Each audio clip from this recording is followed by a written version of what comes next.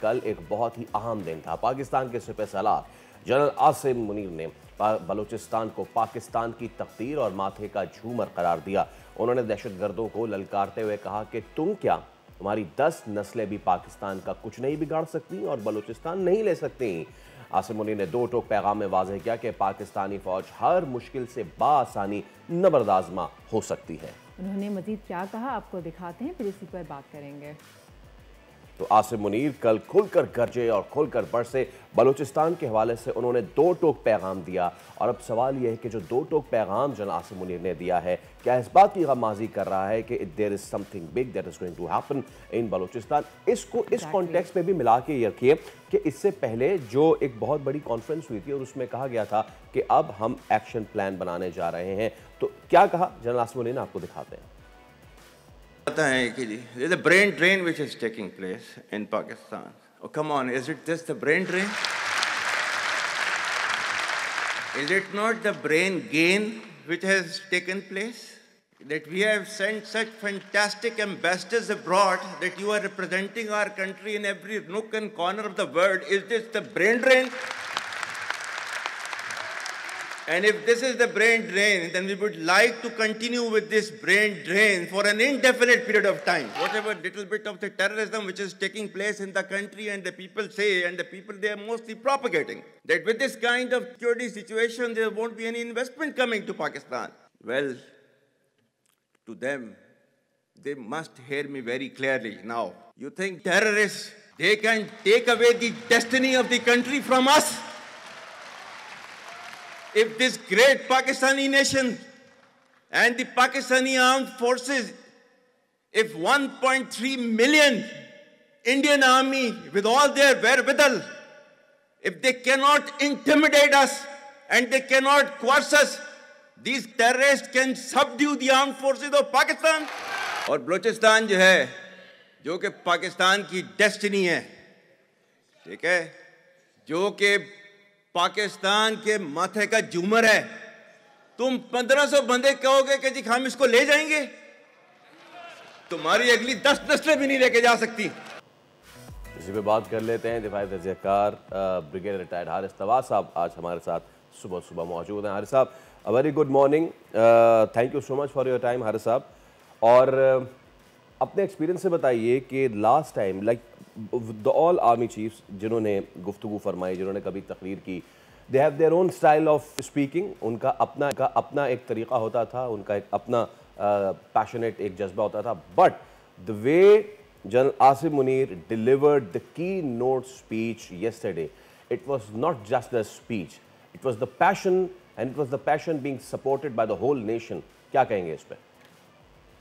Special, it was a historic, I would say, address تھا اس میں، جس طریقے سے انہوں نے کمپریہنسو طریقے سے بات کی، اور جو ان کی باڈی لینگویج میں کانفیڈنس تھا وہ ابھر کے نظر آ رہا تھا، اور پھر جذبہ محبت، پاکستانی حب الوطنی، اور اس کے لیے ملک کے لیے کوئی اسپیشل کام کرنے کا جذبہ جو ہوتا ہے نا ایک سپہ سالار میں، چاہے وہ معاشی ترقی ہو یا سیکورٹی کو ختم کرنا ہو، سیکورٹی انوائرمنٹ بہتر کرنی ہو، یا ٹیررسٹ کا مقابلہ کرنا ہو، یا اوورسیز پاکستانی کو جس محبت سے انہوں نے بات کی، ان کو یہ کہا کہ آپ کی جتنی محبت پاکستان سے ہے، ہم اس سے زیادہ آپ سے محبت کرتے ہیں، اس لیے کہ آپ ہمارے امبیسڈرز ہیں دنیا کے اندر، اور خاص طور پہ اب جب آپ کو یہاں پر ہم نے بلایا بھی اس لیے ہے کہ یہاں پر آ کے آپ خود دیکھیں گے پاکستان میں کیا حالات ہیں، آپ کو غلط سوشل میڈیا پہ فیڈ کیا جاتا ہے، آپ کے لیے ہر قسم کی ہم یہ سپورٹ کے لیے بیٹھے ہوئے ہیں،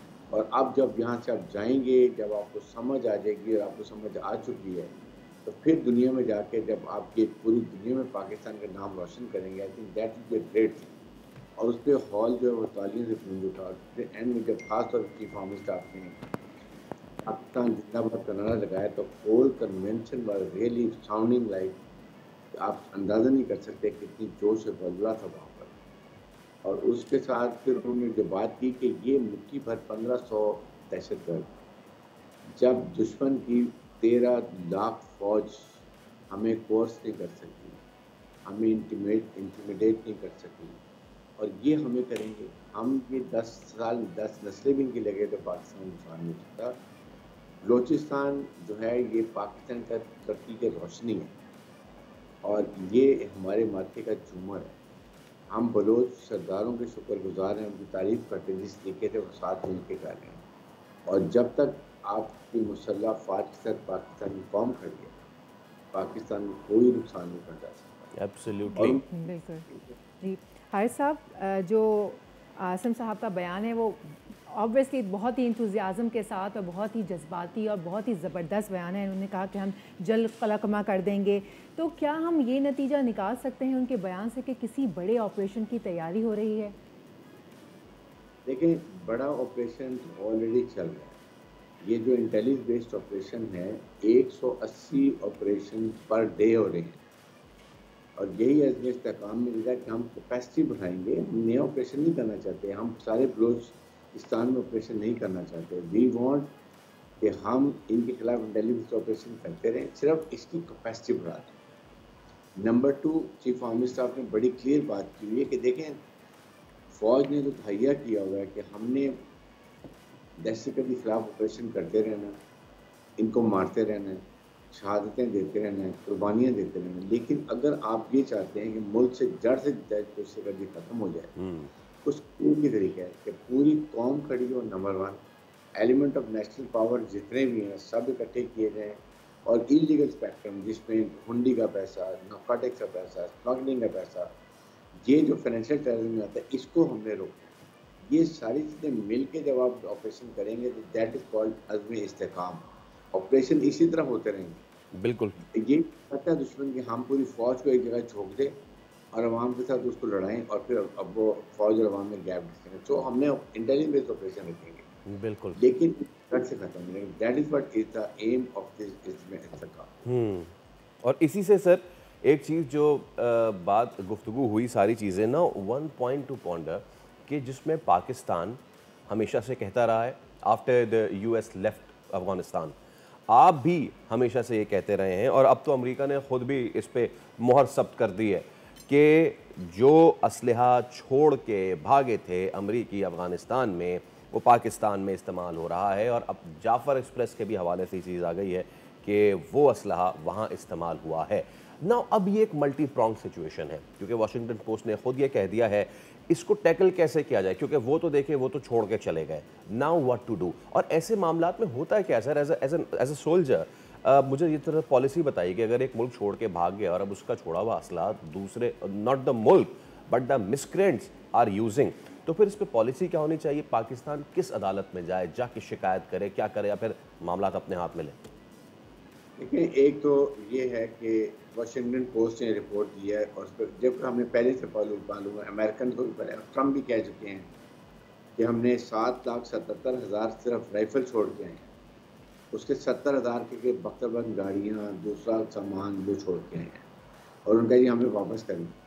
یہ ان کو یہ واشنگٹن نے کنفرم کیا کہ جاور ایکسپریس میں بھی M3 M4 A1 جو رائفلز ہیں امریکن وہ وہاں ملتی ہیں. نائٹرین ڈیوائسز ہمیشہ جب بھی آپ ٹیررسٹ مارتے ہیں 1-2 افغانی ہوتے ہیں, سب کو امریکن ساخت کا ہوتا ہے, چاہے وہ BLA ہے, BLF ہے, BNA ہے, مجید بریگیڈ ہے, خراسان ISS ہے, یارڈ فارسٹ KTP ہیں, سب کے بعد لگا ہوا ہے. یونائٹڈ نیشن کی رپورٹ ہے کہ 24 ٹیررسٹ آرگنائزیشن افغانستان میں سیف ہیون کے اندر ان کا ٹریننگ کرتی ہے. It's a global threat again.